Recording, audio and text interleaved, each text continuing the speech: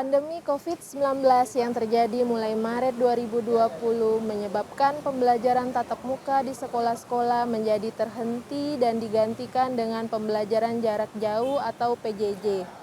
PJJ dinilai belum sepenuhnya efektif sehingga membuat anak-anak akan kehilangan pembelajaran atau dikenal dengan istilah learning loss.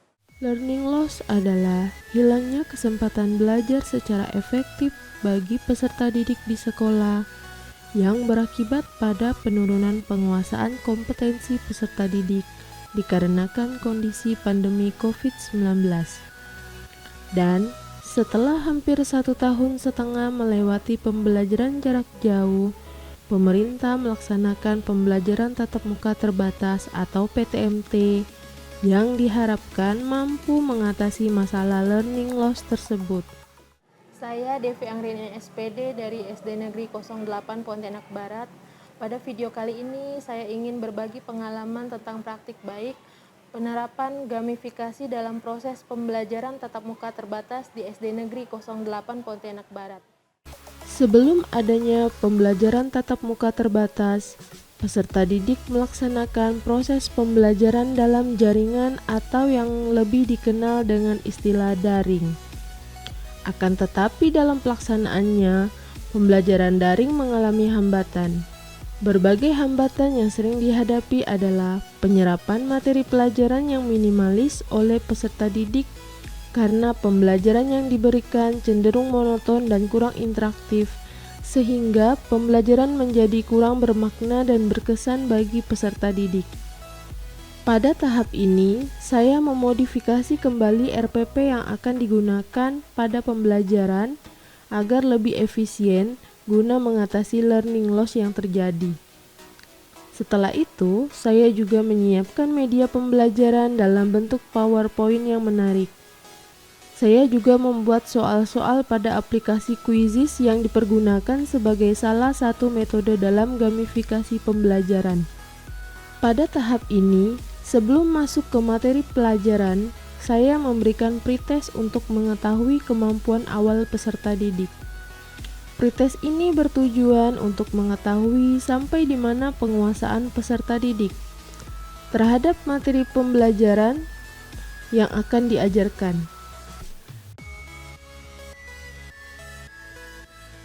Sebelum mulai belajar, Ibu mau ngasih soal dulu awalnya. Kalian jawab sesuai pengetahuan kalian aja.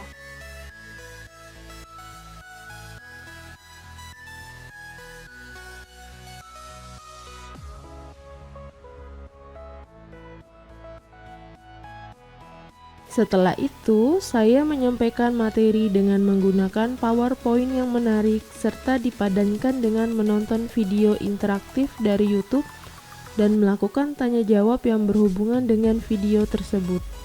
Kemudian peserta didik membaca teks dan saya membimbing peserta didik untuk memperbaiki penggunaan kata baku yang ada di teks tersebut.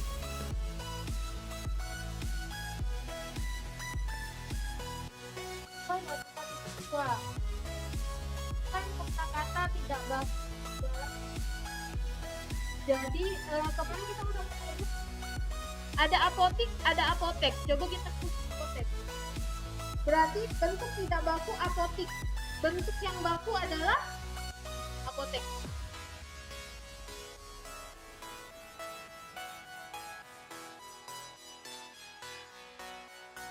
Apa yang terjadi jika kita lebih banyak menggunakan ya?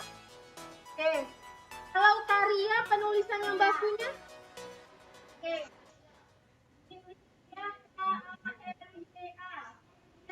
Setelah itu, kami melakukan permainan menggunakan aplikasi Quizizz.